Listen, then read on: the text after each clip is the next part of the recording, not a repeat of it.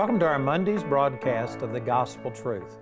Today I'm continuing my teaching on how to find, follow, and fulfill God's will. This is the beginning of my 6th week, and this is also going to be my last week of teaching on that. I've been offering this book, How to Find, Follow, and Fulfill God's Will. This was actually 3 separate teachings that I've combined into one because you really can't just find God's will. You have to learn how to follow, and then fulfilling is absolutely important. So this is what we've been offering for 6 weeks. This is the beginning of my 6th week, and this coming Friday will be my last day. So I encourage you to please get these materials. You know, I've said things that I just think it's powerful. This is one of the things that has revolutionized my life, is finding God's will, learning how to follow Him, and now I'm working on finishing what God has told me to do. And these things that I've been sharing with you are just life-changing. I know that this would help you, so please go to the effort of getting these materials. You know, if you don't want to buy them, you can go to our website and you can actually download all of this stuff free. It's not that we're after the money. We're just wanting to get these truths out. I believe that this is what God has called me to do, is to share these truths with you, and it will really make a difference. You know, endurance is a big thing in fulfilling God's will. Lots of people start well, but they just run out of steam.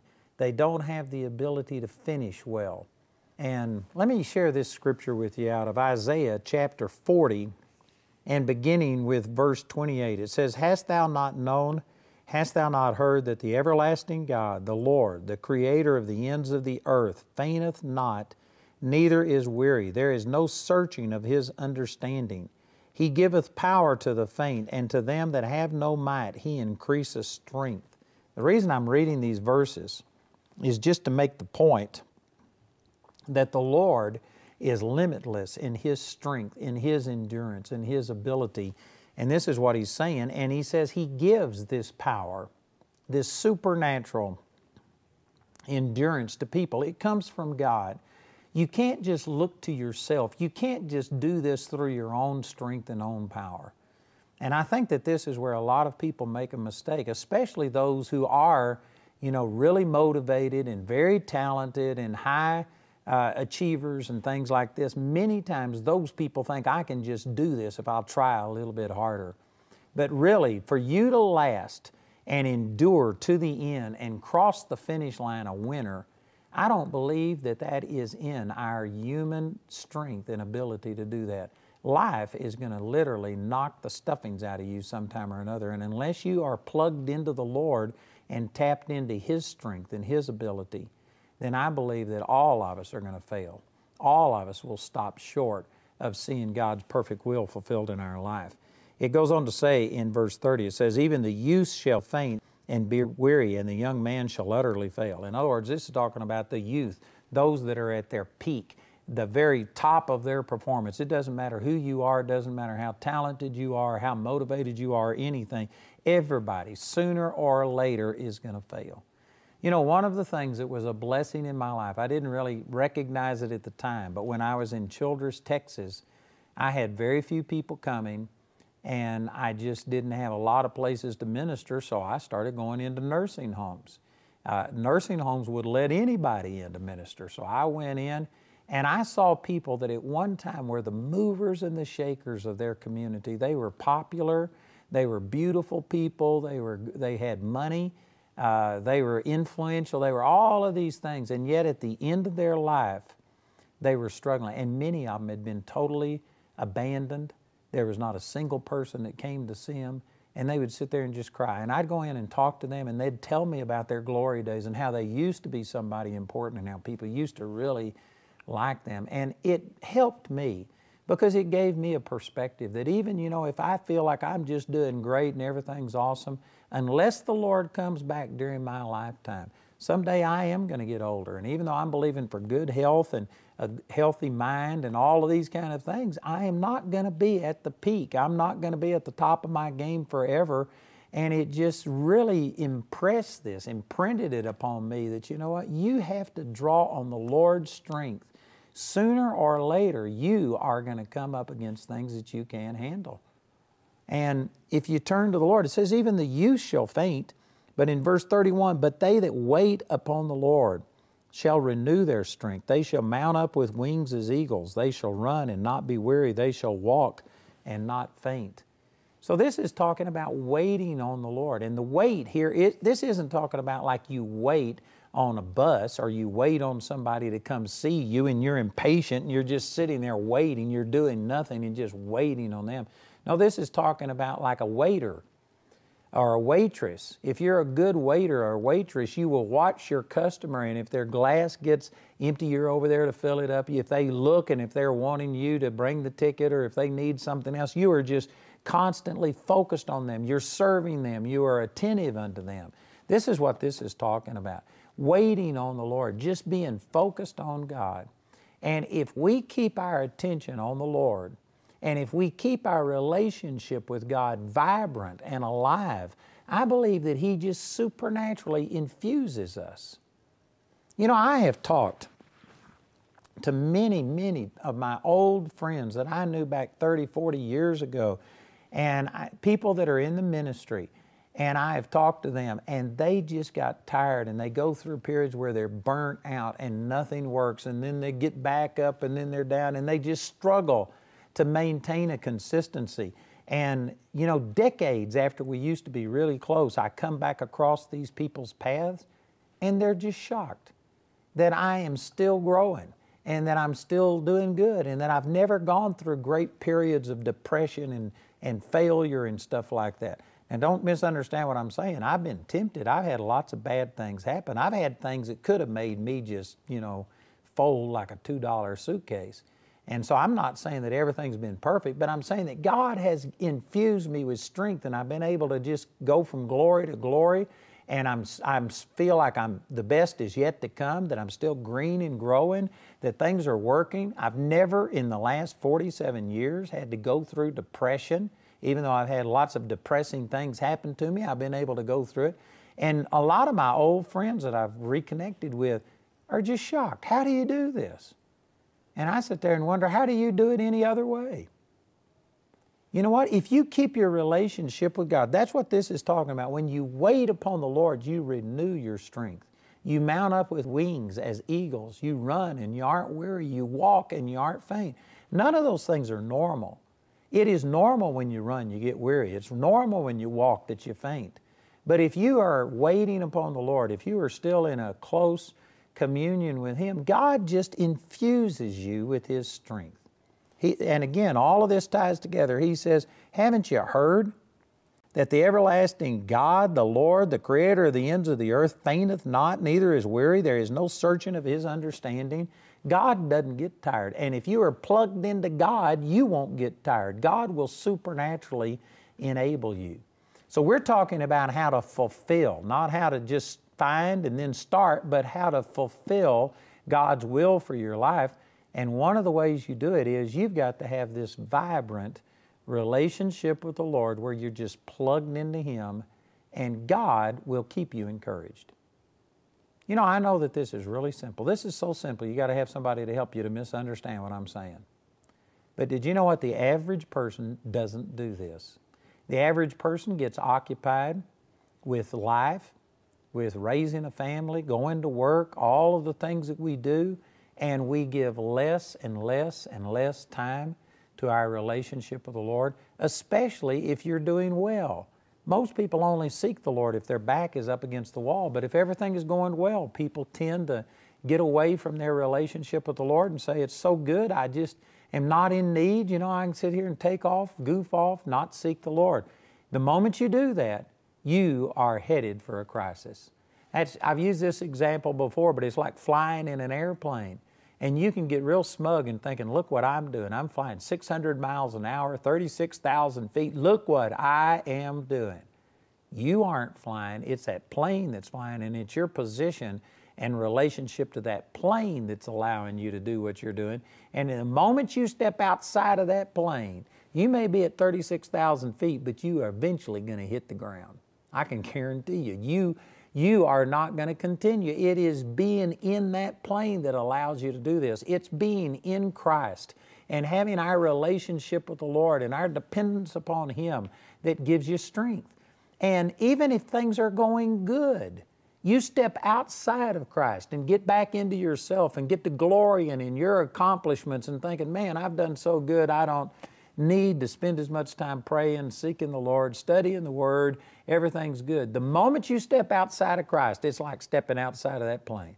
And if you're at 36,000, it may be a few minutes before you hit the ground, but the moment you step outside, you are on your way down. The moment you quit depending upon God, you are headed for a crash. And this is one reason people do go up and down like a yo-yo, is because things go good, they quit seeking the Lord, and man, they fall. And then when things crash, oh God, and they go back to seeking the Lord, and then here you go, and then you go through the same thing. If we would just get to where we are dependent upon the Lord, this is the number one thing that grants you endurance, is just your personal relationship with God. In our Bible college, we teach all kinds of things, but we teach on these kind of things, and we tell people that it's good to finish, not just start well, but finish well. And I constantly am making this point that the number one thing is just your personal relationship with the Lord. I'll have questions come to me. How is it that you've been able to seek the Lord 47 years and that things are working and that you've still got the same wife and you haven't, had a moral failure, stealing money or doing something? And they ask these kind of questions. And I honestly don't have a formula. It's just my personal relationship with the Lord. If I stay in tune with the Lord, if I keep my mind stayed on Him, He'll begin to show me when I get off track. It becomes habit forming. It says that the household of Stephanus have addicted themselves to the ministry of the saints. And once you establish this pattern of seeking the Lord and fellowshipping with Him and dwelling in His peace and walking in love, did you know it becomes habit forming? It really does. You can get to where that having peace is actually better than all of the turmoil that comes when people get out here and start doing their own thing. Having joy is better than all of the depression that you get when you do things your own way.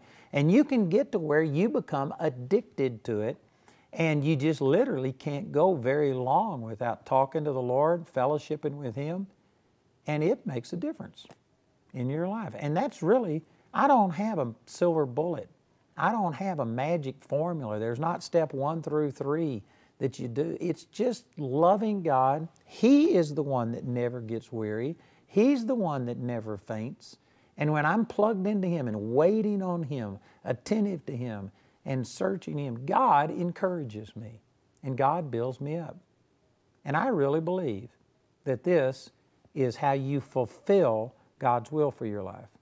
I gave a statistic last week that I've never been able to verify, but I heard a minister say that 80% of all ministers quit within 5 years of going into the ministry. And then out of the 20% that remain, 80% of those are burned out, ready to quit.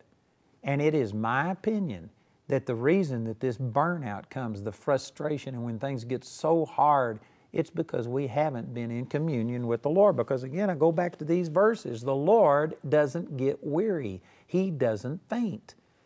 There is no searching of His understanding. And when you wait upon the Lord, He will renew your strength. You can draw on that. So let me say it this way, that a person who is depleted, a person who has just given all that they can give, they're burnt out, they're ready to quit. Not just ministers, but anybody. If you're working a job, if you're struggling with your family, raising your kids, and it seems like you have just gone as far as you can go and you're ready to quit, it's because you haven't been in close communion with the Lord, because God would infuse you with His strength. He would give you a supernatural endurance that allows you to stand and to endure. That's my testimony. I've been through things that, I look back and I didn't do everything the way it should have been done. When I started in ministry, I was under a wrong conception that if I was called to the ministry, that I actually was unbelief or sin on my part if I went out and worked a job. I had to be full-time in the ministry, and because of that, Jamie and I struggled for at least 10 years financially. We went through terrible times. We had things happen that people shouldn't go through. And I've been through some hard times, primarily of my own making, because I didn't understand and follow the Lord properly. But anyway, I look back at those things and I see other people going through similar things like that.